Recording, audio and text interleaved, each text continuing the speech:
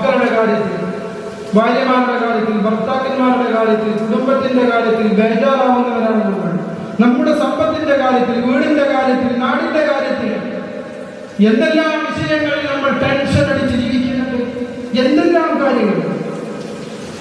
ആ കാര്യങ്ങളൊക്കെ അവിടെ നടക്കുകയാണെങ്കിലും സ്വലാത്ത് നമ്മുടെ നാവിൻ മുമ്പിലുണ്ടെങ്കിൽ അതൊന്നും നമ്മുടെ മനസ്സിനെ ഒരു വിധത്തിലുള്ള പോറൽ ഏൽപ്പിക്കുകയില്ല എന്നാണ് ഹബീബ് സയ്യിദുനാ റസൂലുള്ളാഹി പഠിപ്പിക്കുന്നത്. ടെൻഷനോട് മാറിക്കിട്ടും സ്വലാത്ത് ചിന്തകളിൽ നമ്മൾ വളരെ വ്യക്തമായി നമ്മൾ നേരത്തെ നിസ്കാരത്തിന്റെ കാര്യം പറഞ്ഞു. ശരീരം കൊണ്ട് ചെയ്യുന്ന അമലുകളിൽ വെച്ച് ഏറ്റവും മർമ്മപ്രധാനപ്പെട്ട ശ്രേഷ്ഠമാക്കപ്പെട്ട ഒരു ആരാധനയാണ് നിസ്കാരം. എന്നാൽ പ്രിയപ്പെട്ടവരെ, സ്വലാത്തിന്റെ കാര്യത്തെ കുറിച്ച് പരിശുദ്ധമായ ഖുർആനിൽ പറഞ്ഞതെന്താ? ഇന്നല്ലാഹ വ മലായികതഹു യുസല്ലൂന അലൻ നബി യാ അയ്യുഹല്ലദീന ആമനൂ സ്വല്ലൂ അലൈഹി വസല്ലിമൂ തസ്ലീമാ. ഞാനും എന്റെ പ്രധാനത്തോടെ വരുന്ന മലായികത്തുകളും ഇരുന്നുകൊണ്ട് ഹബീബായ മുത്തനബിയുടെ മേലിൽ സ്വലാത്ത് നൽകുന്നുണ്ട്. അതുകൊണ്ട് വിശ്വസിച്ച മുഅ്മിനീങ്ങളെ, നിങ്ങളും ആ ഹബീബായ നബിയുടെ മേലിൽ സ്വലാത്ത് നൽകണം. ഇവിടെ നമ്മൾ ഗൗരവത്തോടുകൂടി ശ്രദ്ധയോടുകൂടി നമ്മൾ ചിന്തിക്കേണ്ടത്, ഞാനും എന്റെ മലായികത്തും പ്രധാനത്തോട് വരുന്ന മലായികത്തും നമസ്കരിക്കുന്നുണ്ട്. അതുകൊണ്ട് നിങ്ങൾ നമസ്കരിക്കണമെന്ന് പരിശുദ്ധമായ ഖുർആനിൽ അല്ലാഹു പറഞ്ഞിട്ടില്ല. ഞാനും എന്റെ മലായികത്തും നോമ്പെടുക്കുന്നുണ്ട്, അതുകൊണ്ട് നിങ്ങളും നോമ്പെടുക്കണമെന്ന് പരിശുദ്ധമായ ഖുർആനിൽ പറഞ്ഞിട്ടില്ല. ഞാനും എന്റെ മലായികത്തും സക്കാത്ത് കൊടുക്കുന്നുണ്ട്, അതുകൊണ്ട് നിങ്ങളും സക്കാത്ത് കൊടുക്കണമെന്ന് പരിശുദ്ധമായ ഖുർആനിൽ ഇല്ല. അല്ലാഹുവും മലക്കുകളും കണക്ട് ചെയ്യപ്പെട്ടുകൊണ്ട് ഒരു കർമ്മം ചെയ്യുന്നുണ്ടെങ്കിൽ അത് ഹബീബായ മുത്തനബി സല്ലല്ലാഹു അലൈഹി വസല്ലം തങ്ങളുടെ മേലുള്ള സ്വലാത്താണെങ്കിൽ പ്രിയപ്പെട്ടവരെ, എന്തുകൊണ്ട് ആ സ്വലാത്ത് ചൊല്ലാൻ നമുക്ക് സമയം കണ്ടെത്തിക്കൂടാ? അതുകൊണ്ട് നമ്മൾ സ്വലാത്തിലേക്ക് തിരിച്ചു വരണം. സ്വലാത്ത് നമ്മുടെ ജീവിതത്തിന്റെ ഭാഗമാകണം. നമ്മുടെ നാവിൻ കൊണ്ടും സ്വലാത്ത് എപ്പോഴും ഉണ്ടാകണം. റസൂലുള്ളാഹി സ്വല്ലല്ലാഹു അലൈഹി വസല്ലം തങ്ങളുടെ കാവൽ നമുക്ക് ലഭിക്കുകയാ. തിരിച്ചു വരട്ടെ.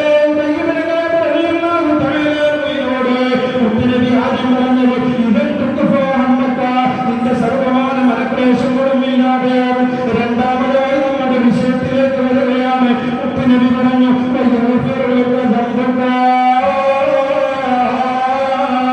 നിന്റെ ജീവിതത്തിൽ ഏറ്റുപോയ എന്തെല്ലാം കുറ്റകൃത്യങ്ങളുണ്ടോ, അപരാധങ്ങളുണ്ടോ, തെറ്റുകളുണ്ടോ, കുറ്റങ്ങളുണ്ടോ, പരാമകളുണ്ടോ, ഫതീഹാത്തുകൾ, സല്ലാത്തുകൾ എല്ലാം അല്ലാഹു പൊറുക്കപ്പെടണമെന്ന് അഷ്റഫുൽ സയ്യിദുനാ റസൂലുള്ളാഹ്.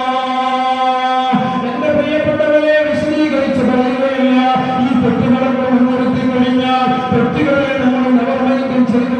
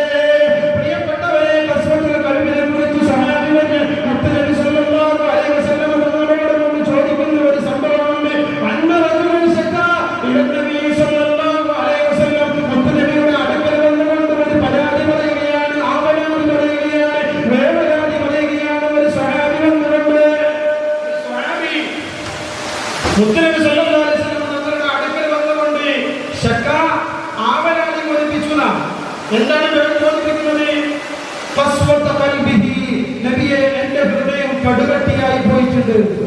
എന്റെ ഹൃദയം കസ്വത്തായിട്ടുണ്ട്, ഞാൻ എന്ത് ചെയ്യണം?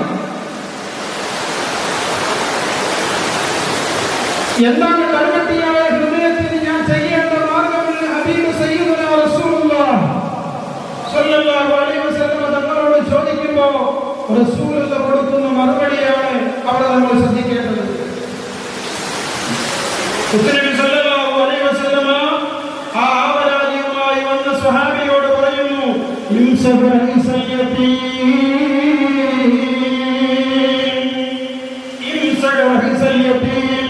അനാഥയായ യതീമായ ഒരു മനുഷ്യനൊരു കുട്ടിയുണ്ടെങ്കിൽ ആ കുട്ടിയുടെ തല തടവലാണെന്ന് അഷ്റഫുൽ സയ്യിദുനാ റസൂലുള്ളാഹ്. യതീമിന്റെ തല